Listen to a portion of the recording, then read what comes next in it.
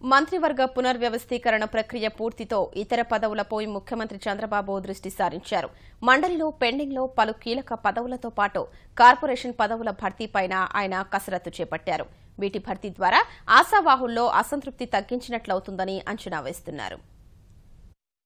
మంత్రివర్గంలో 26 మందికి మించి చోటు కల్పించలేని కారణంగా చట్టసభల్లో పలు కీలక పదవులను త్వరగా భర్తీ చేయాలని ముఖ్యమంత్రి చంద్రబాబు భావిస్తున్నారు. మండలిలో త్వరలో ఖాళీ కానున్న పలు పదవులపై ఇప్పటికే ఓ అంచనాకొచ్చారు. మేలో శాసనమండలి చైర్మన్ చక్రపాణి పదవి విరమణను దృష్టిలో పెట్టుకుని రాయలసీమకు చెందిన నేతకు దీన్ని అప్పగించనున్నారు. శాసనసభాపతిగా ఆంధ్ర ప్రాంత నేత ఉన్నందున మండలి చైర్మన్ పదవికి రాయలసీమకు చెందిన వారిని ఎన్నుకోనున్నట్లు తెలుస్తోంది. కర్నూలు జిల్లాలో భూమా, శిల్పా వర్గాల్లో భూమా అఖిలప్రియకు మంత్రిగా అవకాశం కల్పించినందున శిల్పా చక్రపాణిరెడ్డిని మండలి చైర్మన్ గా ఎన్నుకోనున్నట్లు తెలుస్తోంది. ఇదే సమయంలో మండలి చీఫ్ విప్ పదవి పార్టీ సీనియర్ నేత పయ్యావుల కేశవ్కు అప్పగించి కేబినెట్ హోదా కల్పించనున్నట్లు సమాచారం. ఇతర 2-3 విప్ పదవులకు అన్నం సతీష్, బుద్దా వెంకన్న, బీదా రవిచంద్ర, టీడీ జనార్దన్, యలమంచిలి బాబు రాజేంద్ర ప్రసాద్, చిక్కాల రామచంద్రారావు తదితరులను పరిగణలోకి తీసుకోవచ్చని తెలుస్తోంది.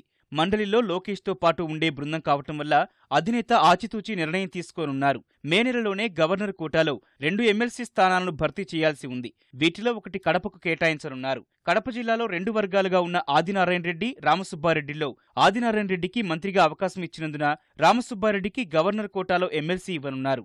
రెండో పదవిని ఆంధ్ర ప్రాంతం వారికి కేటాయించి ప్రాంతీయ సమతౌల్యం పాటించనున్నట్లు తెలుస్తోంది. రాష్ట్ర పార్టీ అధ్యక్షుడిగా ప్రస్తుతం కళా వెంకట్రావు ఉన్నారు. ఆయన్ను మంత్రివర్గంలోకి తీసుకున్నందున ఆ స్థానంలో వేరొకరిని ఎంపిక చేస్తారా లేదా కళా వెంకట్రావునే కొనసాగిస్తారా అన్నది ఇంకా తేలలేదు. మేలో జరిగే మహానాడు వేదికగా దీనిపై నిర్ణయం తీసుకోనున్నారు.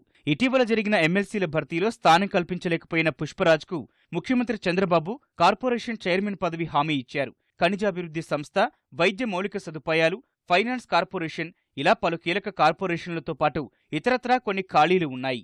ఆలయ కమిటీలను కూడా త్వరగా భర్తీ చేస్తే ద్వితీయ, తృతీయ శ్రేణి నాయకత్వం కూడా సంతృప్తి చెందుతుందన్నది అధినేత ఆలోచనగా తెలుస్తోంది.